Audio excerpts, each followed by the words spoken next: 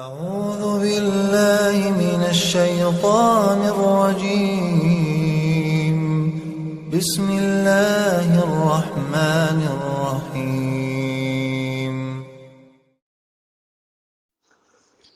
الحمد للہ وکفا والسلام علی عبادہ الذین اصطفیٰ۔ امام مسلم رحمہ اللہ نے سیدنا انس بن مالک رضی اللہ تعالی عنہ سے نقل کیا ہے کہ ان رسول اللہ صلی اللہ تعالی علیہ وسلم اتا منا فأتى الجمرة فرماها ثم أتى منزله بمنا ونحر ثم قال للحلاق خذ وأشار إلى جانبه الأيمن ثم الأيسر ثم جعل يعطيه الناس۔ کہ اللہ کے رسول صلی اللہ علیہ وسلم مزدلفہ سے جب مینا واپس تشریف لائے تو پہلے آپ جمرہ عقبہ پر 10 ذو الحجہ کو بڑے شیطان پر کونے والا کنکر جو ہے ستون اس پر تشریف لے آئے اور اس پر رمی کی یعنی 7 پتھر پھینک دیے۔ پھر مینا اپنی قیام گاہ پر تشریف لے آئے اور اونٹوں کا نحر کیا۔ پھر سر مونڈنے والے جو اس موقع پر معمر بن عبداللہ تھے ان سے فرمایا کہ لو میرا سر مونڈ دو، اور اپنے سر کے دائیں جانب اشارہ کیا، پھر بائیں جانب اشارہ کیا۔ پھر جب آپ علیہ السلام کے مبارک بال کٹ گئے تو آپ علیہ السلام نے اپنے مبارک بالوں کو لوگوں کو اپنے بال مبارک آپ نے دیے، اور حضرت ابو طلحہ انصاری اور حضرت ام سلیم کو دیے، اور پاس موجود لوگوں میں ایک ایک دو دو کر کے اپنے بال مبارک تقسیم کیے۔ معلوم یہ ہوا کہ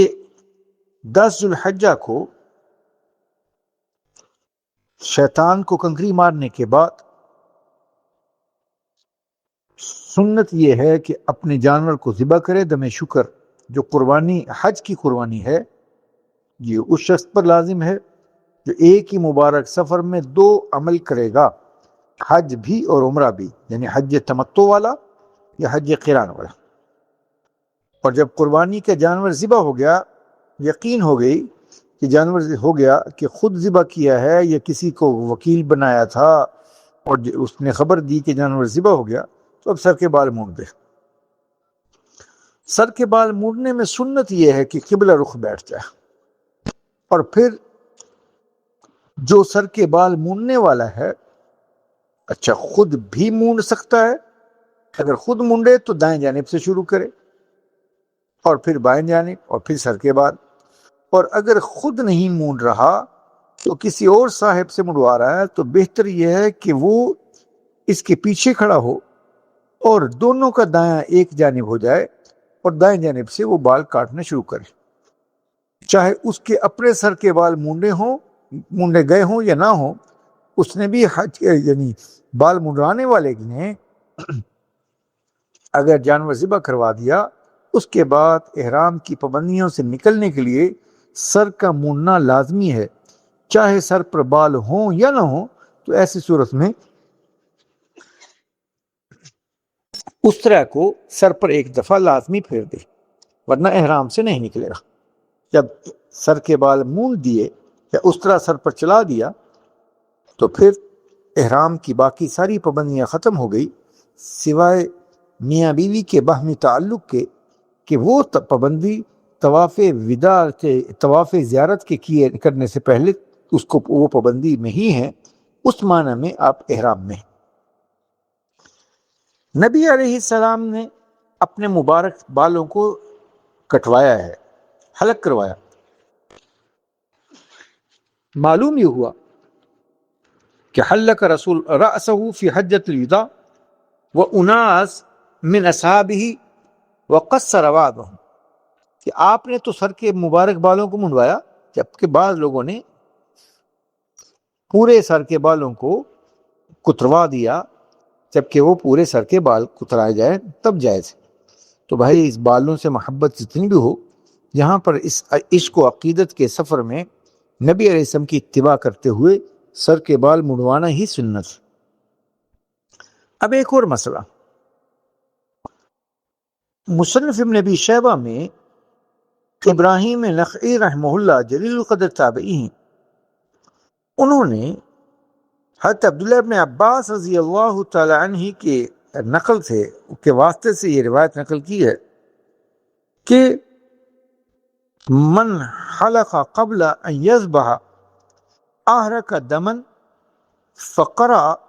ولا تحلقوا رؤوسكم حتى يبلغ الهدي محلہ، کہ جس آدمی نے جانور ذبح کرنے سے پہلے سر منڈوا دیا یا بال کٹوائے یا منڈوا دیا سر تو ایک دم دے گا۔ اور اس کی دلیل کے طور پر انہوں نے قرآن پاک کی یہ آیت پڑھی کہ اللہ کہتے ہیں کہ اس وقت تک تم سر کے بال نہ مونڈو جب تک کہ جانور ذبح نہ ہو جائے۔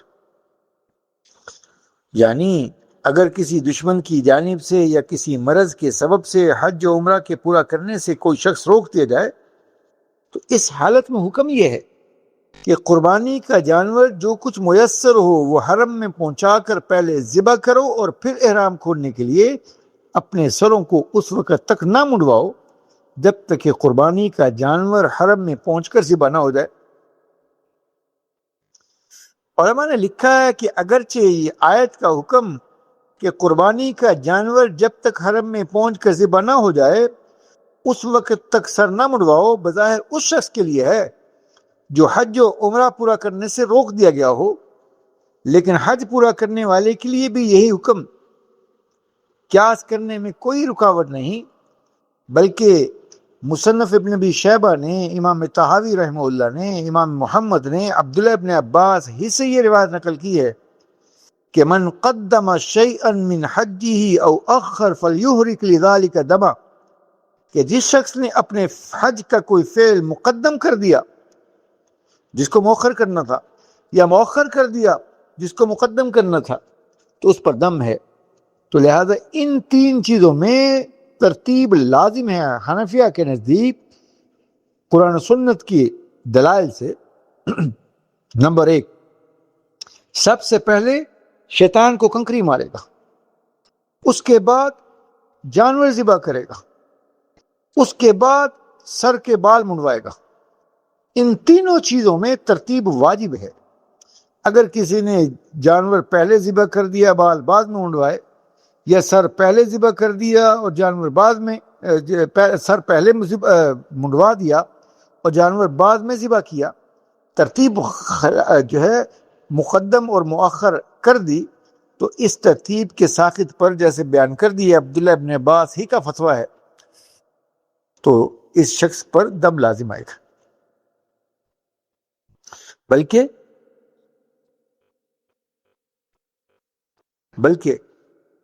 یہ ان کی اپنی یہ عبداللہ ابن عباس رضی اللہ تعالی عنہ وہی صحابی ہیں جن سے بعض لوگ اس حدیث سے استدلال کرتے ہیں کہ وہ کہتے ہیں کہ عبداللہ ابن عباس سے کسی نے پوچھا کہ اگر کوئی شخص، امام مسلم کی روایت ہے، قیل له فی الذبح والحلق والرمی والتقدیم والتاخیر، اگر کسی نے آگے پیچھے چیزیں کر دی تو کہنے لگے لا حرج، گناہ نہیں ہوگا، ان تقدیم و تاخیر کرنے پر گناہ نہیں، لیکن گناہ نہ ہونے سے دم بھی لازم نہیں آتا، یہ معقول بات نہیں ہے۔ جیسے ایک آدمی 4 رکعت والی نماز پڑھ رہا اور 2 رکعت نماز کے لیے قاعدہ میں بیٹھا، اور بیٹھنے کے بعد اسے عبدہ و رسولہ کے بعد اٹھنا تھا، اس نے اٹھنے کے بجائے اللہم صلی علی محمد یہ دروشی پڑھ دیا، اور پھر یاد آیا تو اٹھا، تو اس تاخیر کی وجہ سے اس پر دم لازم آیا، اگرچہ اس نے دروشی بھی پڑھا ہے، گناہ نہیں کیا۔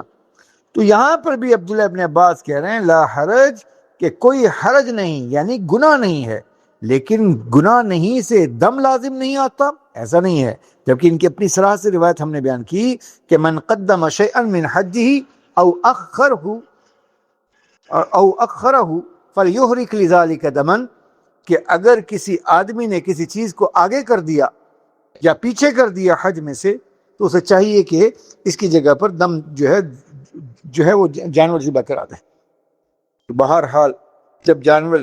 ذبح ہو گیا اور دم، یعنی اس صورت میں اس سے پہلے کہ مزدلفہ سے واپس آ کر مینا میں شیطان کو کنکریاں مار لی اور اس کے بعد جانور ذبح کر دیا اور اس کے بعد سر کے بال منڈوا دیے، تو اب احرام کی باقی ساری پابندیاں ختم ہو گئی سوائے میاں بیوی کے باہمی تعلقات کے قائم کے، کہ یہ پابندی اس کے حق میں قائم ہے اور یہ پابندی ختم ہوگی جب طواف زیارت کر لے گا. لہذا اس سے اگلے مسائل اگلے نشست میں انشاءاللہ بیان کریں گے. اللہ عمل کی توفیق نصیب فرمائے.